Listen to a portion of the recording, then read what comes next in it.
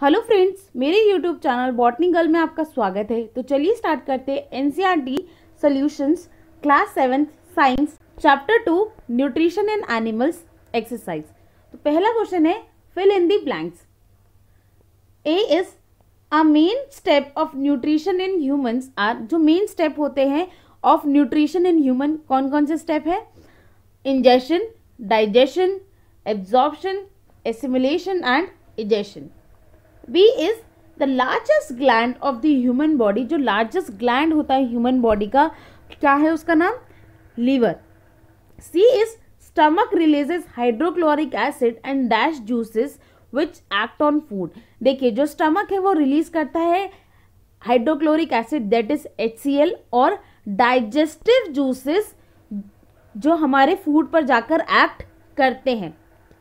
D is the inner wall of the small intestine has many finger like outgrowth। जो inner wall होती है small intestine की, वहां पर finger like outgrowth है जिसे हम कहते हैं villi। Amoeba digest its food in the. जो अमीबा है वो अपना फूड डाइजेस्ट करता है कहां पर? फूड वैक्यूल में। Question number 2, mark T if the statement is true and F if the statement is false। तो फर्स्ट है digestion of start in the stomach. जो डाइजेशन होता है स्टार्च का वो स्टार्ट हो जाता है स्टमक में। The answer is false. नहीं, जो डाइजेशन होता है स्टार्च का वो स्टार्ट हो जाता है हमारे माउथ से ही। B is tongue help in the mixing food with saliva. Yes, जो टंग है वो हमें हेल्प करती है फूड को मिक्स करने के लिए सलाइवा के साथ। Answer is true. C is the gall bladder temporarily store bile. जो गॉल ब्लैडर है वो बाइल जूस को या बाइल को टेम्परेरीली जो है उसको स्टोर करके रखता है। The answer is true.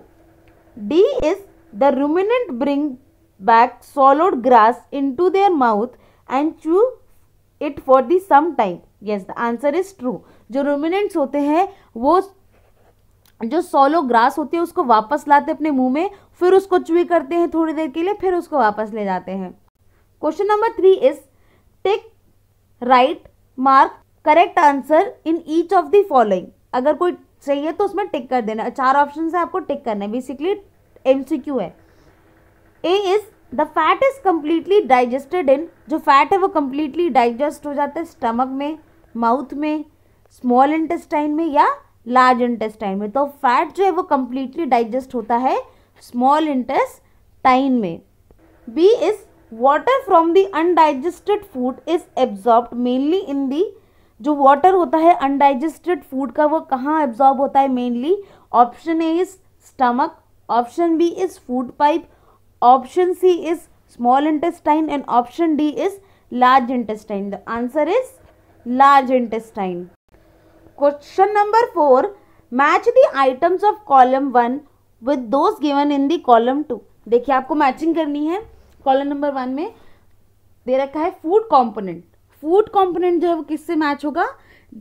Product of digestion से। किससे मैच होगा? प्रोडक्ट ऑफ डाइजेशन से। कार्बोहाइड्रेट जो है वो मैच होगा शुगर से, प्रोटीन अमीनो एसिड से and fatty acids and glycerol से। Question number 5, what are villi, what is their location and their function. Solution क्या है? विलाई जो होती है वो फिंगर लाइक प्रोजेक्शन हो या आउटग्रोथ होती है, ये प्रेजेंट होती है हमारी स्मॉल इंटेस्टाइन में, हमारे डाइजेस्टिव सिस्टम के। जो विलाई होती है उसका लोकेशन हमने बता दी क्या होता है। अब ये फंक्शन क्या है कि ये इंक्रीज करती है हमारी सरफेस एरिया को, ताकि जो डाइजेस्टेड फूड है उसका एब्जॉर्प्शन हो सके। 6th is where is bile produced, which component of the food does it help to digest. देखिए, जो बाइल है, जो बाइल जूस है वो कहाँ प्रोड्यूस होता है? तो बेसिकली बाइल जूस जो है वो प्रोड्यूस होता है लीवर में। अब ये हेल्प करता है हमारे डाइजेशन का होना, फैट के डाइजेशन में हमारे हेल्प करता है। जितने भी लार्ज फैट ग्लोब्यूल होते हैं उसको ये तोड़ता है स्मॉलर 1 में। Question number 7, name the type of carbohydrate that can be easily digested by ruminants. But not by humans, give reason also. देखिए एक ऐसे टाइप का कार्बोहाइड्रेट बताइए जो सिर्फ रूमिनेंट्स जो है वो डाइजेस्ट कर सकते हैं बट ह्यूमंस नहीं, और ऐसा क्यों? देखिए सेलुलोज जो है एक टाइप का कार्बोहाइड्रेट है जो सिर्फ डाइजेस्ट कर सकते हैं रूमिनेंट्स बट ह्यूमन नहीं कर सकते, क्योंकि जो ह्यूमन है उनके पास सेलुलेज एंजाइम जो है वो प्रेजेंट नहीं है, जिसकी जो हेल्प करे उनको डाइजेस्ट करने में सेलुलोज को, बल्कि जो रूमिनेंट्स होते हैं उनके पास सेलुलेज एंजाइम होता है जो रिक्वायर्ड होता है सेलुलोज को डाइजेस्ट करने के लिए। Question number 8, why do we get instant energy from the glucose? क्यों हमें इंस्टेंट एनर्जी जो है वो ग्लूकोज से मिलती है? Answer is glucose is a simple sugar which is easily absorbed by the blood where the carbohydrate is first broken down into glucose and then absorbed, hence the glucose give instant energy. देखिए जो glucose है वो क्या है, एक simple sugar है जो directly easily absorbed हो जाती है ब्लड में, लेकिन अगर हम कार्बोहाइड्रेट लेंगे तो पहले उसको ब्रेक डाउन करना पड़ेगा सेल ग्लूकोज में, फिर जाके वो एब्जॉर्ब होगा। इसीलिए जो ग्लूकोज है वो इंस्टेंट एनर्जी हमें प्रोवाइड करता है as compare to carbohydrate. Question number 9, which part of the digestive canal is involve in? कौन सी पार्ट जो है डाइजेस्टिव कनाल की वो इन प्रोसेस में इन्वॉल्व होती है? एब्जॉर्प्शन ऑफ फूड, जो एब्जॉर्प्शन होता है फूड का वो कहाँ होता है? स्मॉल इंटेस्टाइन में। जो चूइंग ऑफ फूड होती है वो कहाँ होती है? बकल कैविटी में। Third is killing of bacteria, जो बैक्टीरिया है वो कहाँ किल होते हैं? स्टमक में। कंप्लीट डाइजेशन ऑफ फूड, जो कंप्लीट डाइजेशन होता है फूड का वो कहाँ होता है? स्मॉल इंटेस्टाइन में।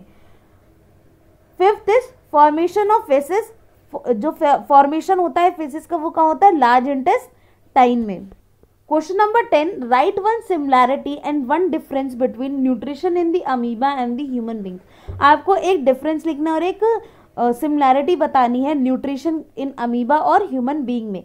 तो सिमिलैरिटी देख लेते हैं कि अमीबा और ह्यूमन बींग्स जो है ये दोनों होलोजोइक टाइप ऑफ न्यूट्रिशन जो है वो फॉलो करते हैं, और डिफरेंस क्या है कि जो ह्यूमन है वो इनटेक करते हैं फूड अपना बकल कैविटी के थ्रू, और जो अमीबा है वो इंडाइजेस्ट करते हैं अपना फूड सूडोपोडिया के थ्रू।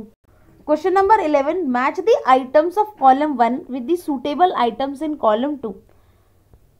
फर्स्ट का है सलाइवरी ग्लैंड, इसके कॉलम 2 में किससे मैच होगा? ये सलाइवा सिक्रीशन से।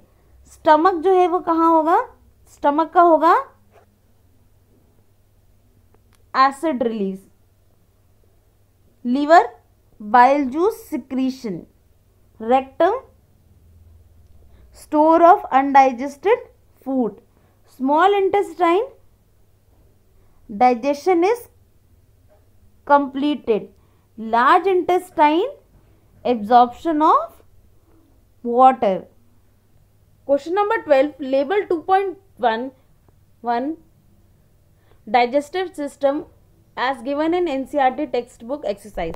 आपको ये पूरा डायग्राम जो है वो लेबल करना है, तो डायग्राम यहाँ पे लेबल करके दिखाया गया है। दिस इज स्टमक, ये पेनक्रियाज है, ये स्मॉल इंटेस्टाइन, ये लार्ज इंटेस्टाइन, ये रेक्टम, ये एनस, ये गॉल ब्लैडर, ये पेनक्रियास। आपको पूरा डायग्राम ह्यूमन डाइजेस्टिव सिस्टम का आपको लेबल करके दे दिया गया, आप ड्रॉ कर लीजिएगा। Question number 13, can we survive only on raw leafy vegetable oblique grass? Discuss. क्या हम सर्वाइव कर सकते हैं सिर्फ रॉ लीफी वेजिटेबल?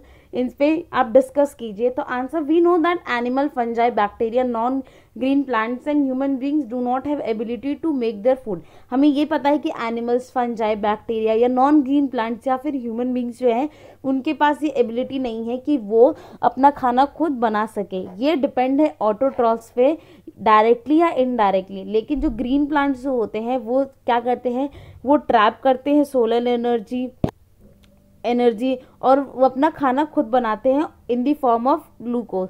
इसीलिए हम हम कह सकते हैं कि हम जो लीफी वेजिटेबल या ग्रास जो है वो हमें सफिशिएंट एनर्जी जो है वो प्रोवाइड करता है, जो हमें हेल्प करेगा सरवाइव करने के लिए। तो हाँ, हम सरवाइव कर सकते हैं अगर हम रॉ लीफी वेजिटेबल पे रहे तो आज के लिए इतना ही। अगर आपको मेरी वीडियो अच्छी लगी तो प्लीज़ मेरी वीडियो को लाइक करें, कमेंट करें और मेरे चैनल को सब्सक्राइब करना ना भूलें। Thank you so much.